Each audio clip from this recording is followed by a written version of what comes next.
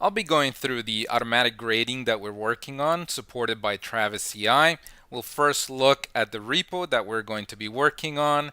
I'll talk about travis.yaml and what that configuration is. We'll then take a look at the site itself and the configurations that need to be done there, followed by the usual cycle of fork, clone, add, push, and the pull request. I'll then show you that feedback of that build within Travis, and finally the posting, the JSON posting that gets made into DigitalOcean. So let's go ahead and take a look at the repo. This is my own public repo under my account, and it's x-lowdb. Now, in order to enable the continuous integration into Travis, we go to integrations and services, and at this point here we would add this service. As you can tell, I've already done that.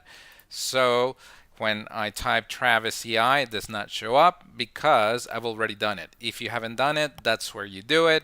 Once you take that step, you can go to Travis CI, and the account would be the same account that you have within GitHub. And then you can take a look at the repositories that are enabled. As you can see here, x-lowdb is already enabled, and I only have one other one, which is Mocha-Chai Basics for this account. Now, if we go back to the listing of these projects, I can select it, and I can go ahead and show you some additional settings. In this case, as you can see here, the only thing that I have enabled is to run the Travis CI script on pull request. I don't do it when I push my builds or when I push any other thing into the project. I only do it when somebody makes a pull request. So let's go ahead and go back to our steps. That takes care of the preparation that needs to be done within the repo, the configurations within Travis CI. Now let's take a look at the cycle within a separate account. This is not my account in my machine, but I have an image running where I have set the identity of Peter Parker data within the local Git configuration. So I'm going to go ahead and move to that next. And as you can see here, I've arranged a few windows. In one, I have the command line. In another one, I'm looking at the file system. And down here, I have opened Peter Parker data in GitHub. We're first going to go to my account, which would be Able Sun. And let's go ahead and look at my repos. And I'm going to fork the repository we just looked at. So I'm going to go ahead and click on fork. And we get some feedback saying that it will only take a few seconds. So in a minute that should be done. It is. I'm going to go ahead, and as we can see here, we have Peter Parker data, the LowDB project forked from the one on AbleSun. So I'm going to go ahead and copy the address for clone, and up here I am going to enter git clone and then the address. As you can see there, that's been pulled down. You can see it over here, and we have that project, exercise lowdb.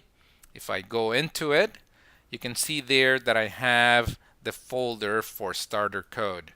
I'm going to go ahead and copy and paste that, and I'm going to give it the name of Peter Parker data. Peter Parker data. Okay, that's all I'm going to do because I'm not going to touch any of the exercises for now. I'm simply demonstrating the workflow. And so when I come back here, I would simply do git add all of those files, and I need to move into that first. Gone ahead and done that. Now I'm going to commit. I'll simply call it CI. I'm now going to push those changes. And if I go to my project here, or the project of Peter Parker data, I'm logged in as him, you can see there that we now have Peter Parker data as a new folder. Now, before I go ahead and do the pull request, I'm going to go ahead and show you the travis.yaml file. if we go to the repo, you'll see that I have it at the root. It's here, travis.yaml, and that has the configuration for the build that's going to run when I do that pull request. Let me go ahead and show you that within Sublime so we can see some bigger font. As you can see here, a lot of this is boilerplate. Some of it is debugging information that I was inspecting as I was trying to get this to work. And some of them are variables, environment variables that I am creating. For example, in this case, I am reading from the git log the get user email and the name. Now down here, all of these, you can read more about the makeup of this file under Travis, but once I get past that, I am simply moving into the directory using the GitHub username. In this case, it would be Peter Parker Data. I then do the install. This would put in Mocha, Chai, and so on. I then create a file. That's what lines 14 through 32 are doing. I'm simply building a file with all of the configuration data. In line 32, I write that to a file called travis.json. Here's just some more echoing of environment variables. And then I run the test after that using Mocha. I have a little file, a little script that does an integration of all of that information. And then I write it, post it using curl to the DigitalOcean image. So that's all going to take place once I do the push into, I've already done the push, once I do the pull request to my project. So I'm going to go ahead and do a new pull request here, and I will call it active learning low DB exercise. I'll go ahead and create that pull request. And if all goes well, when we go back to Travis, to the Travis site, we should see that build taking place. So let's go ahead and look at the browser. Let's go ahead and go to the repo, and you can see here that that build is in fact taking place. I'll go ahead and wait for it to finish, and then we can walk through the feedback on the screen. And that has gone ahead and run, and you can see here some of my feedback. You can see here that I am creating that environment variable. You can also see here that I am moving into cd get username, my npm install, my concatenation that I'm doing into a string and then writing into that file. And then at the very end here, I write to this address, right?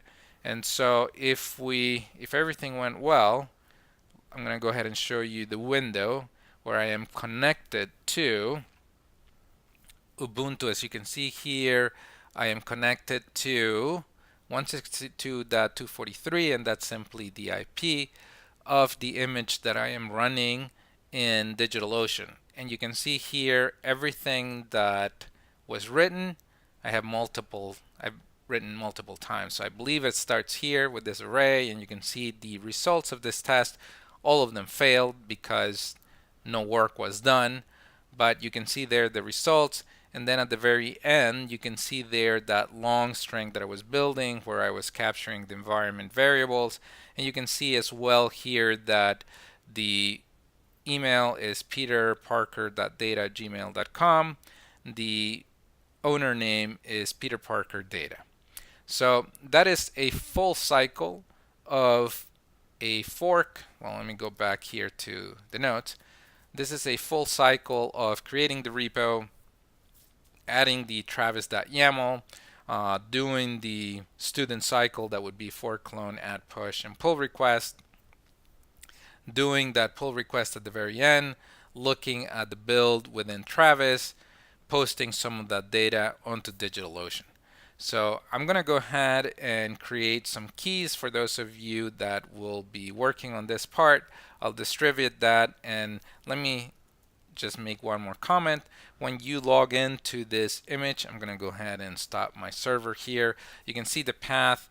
I put that node code user dev Travis, and the file that I was working on is this node integrated data.js.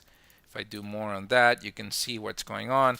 I actually have it plugged in already to a Mongo database, but while I was debugging, I'm simply writing to the screen.